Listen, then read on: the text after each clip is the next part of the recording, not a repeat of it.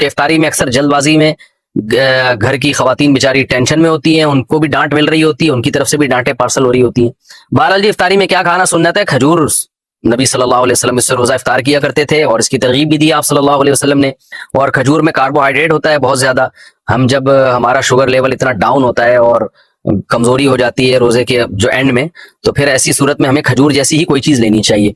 हम लोग क्या कर रहे होते हैं, शरबतें पी रहे होते हैं चीनी के, उसमें कार्बोहाइड्रेट तो होता है और वो शुगर लेवल ढा करके ऊपर चला जाता है हमारा, और फिर दिमाग टोन होना शुरू हो जाता है। मगरिब के बाद से गुनूदगी बजाय फ्रेशनेस के और बेकार लाइफ हो जाती है। और फिर तरावियों में लोग कैसे ऊँग रहे होते हैं। तो मीठा नहीं खाना चाहिए इफ्तारी में, जो बहुत ज्यादा लोग मीठा फोड़ रहे हैं। मेडिकल साइंस की बातें कर रहा हूँ, इस्लाम की बात नहीं कर रहा मैं। जाहिर अपना तजर्बा शेयर कर देना चाहिए।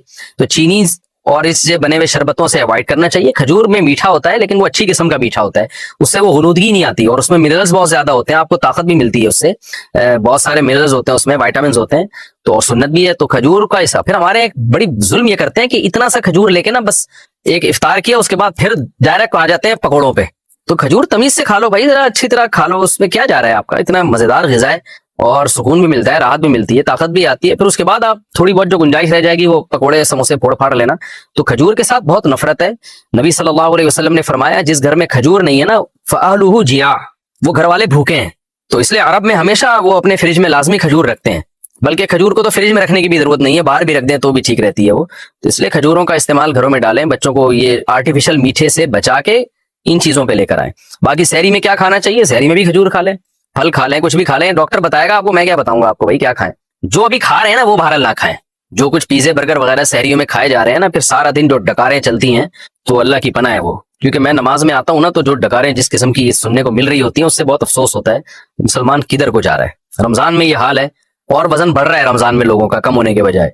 तो बाकी डॉक्टर बताएगा, हकीम साहब बताएंगे क्या खाना है क्या नहीं खाना है, ये मैं नहीं बताऊंगा। देखें, दो तरह से रोजा टूटता है।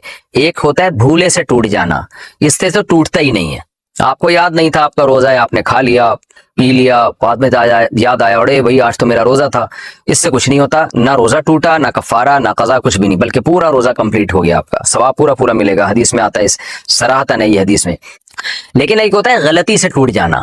गलती का मतलब ये होता है कि मिस्टेक हो गई आपसे, यानी आप कुल्ली कर रहे थे, एकदम गलती से पानी हलक में चला गया, तो आपके ना चाहते हुए हलक में उतर गया पानी, तो रोजा तो टूट जाएगा, इसलिए कि भूले से थोड़ी हुआ है। तो रोजा तो टूट जाएगा, लेकिन गलती से जब रोजा टूटता है तो कफारा लाजिम नहीं होता, सिर्फ कज़ा लाजिम होती है। लेकिन उस रोजे को कंटिन्यू करना पड़ता है, यानी खाना पीना की इजाजत आपको नहीं होती। तो इसी तरह अल्लाह की तरफ से किसी के साथ ऐसा मामला हुआ कि रोजा टूट गया, मिसाल के तौर पर मुंह भर के उल्टी हुई और ना चाहते हुए भी पेट में दोबारा वापस चली गई, तो इससे रोजा टूट जाएगा। तो ये भी गलती से टूटना कहलाएगा। तो इस सूरत में भी आपको कज़ा करनी पड़ेगी, कफारा नहीं होगा। लेकिन खाना पीना आपके लिए फिर भी ठीक नहीं होगा, उसको रोजेदारों की तरह आप पर रहना लाजिम होगा शाम तक। रोजा किस चीज से खोलें? शरबत से रोजा खोलना। रोजा खजूर से खोलना सुन्नत है या सादा पानी से भी खोल सकते हैं। नीज शरबत से खोलें तो क्या हुक्म है? तहजीब साहब अंबोर से। देखें, हदीस में दोनों चीजों का तस्करा है, खजूर का भी और पानी का भी, सादा पानी। इसलिए बेहतर यही है कि खजूर से खोलें या सादा पानी से खोलें। और इसकी एक साइंटिफिक लॉजिक भी है। हमारा मैदा खाली होता है, हर चीज के लिए तैयार होता है। जो उस वक्त मैदे में जाएगी, मैदा फौरन खींचेगा उसको, तो बड़े खानदानी तरीके से मैदा वर्क कर रहा होता है। तो ऐसी सूरत में आप अगर कोई गंदबला डाल देंगे ना, तो गंदबला आपके जिस्म का हिस्सा बन जाएगा वो। तो जब इतना अच्छा मैदा वर्क कर रहा है और आपकी बॉडी पूरी तौर पर तैयार है एक अच्छी चीज को जज्ब करने के लिए, तो अच्छी चीज डालें। तो सादा पानी भी अच्छी चीज है, आपकी बॉडी में पानी की कमी को पूरा करेगा।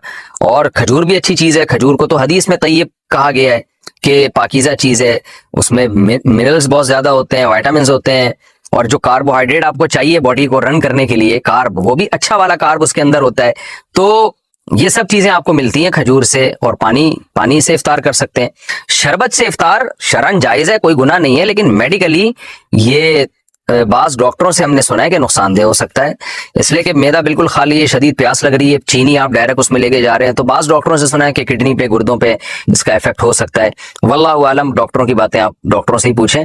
लेकिन मेडिकली ये बात बहरहाल साबित है कि खाली पेट जब शदीद प्यास लग रही हो या भूख लग रही हो, डायरेक्ट आप कोई आर्टिफिशियल चीज ना लें, कोल्ड ड्रिंक ना लें डायरेक्ट। आप जो है आजकल जो शरबत वरबत आ रहे हैं केमिकल भी होते हैं, और चीनी डायरेक्ट ना लें आप, तो डायरेक्ट कोई अच्छी चीज लें जब एक दफा जो है ना वो अच्छी चीज जज्ब हो जाए तो फिर थोड़ी देर बाद आप जो मर्जी चाय लें।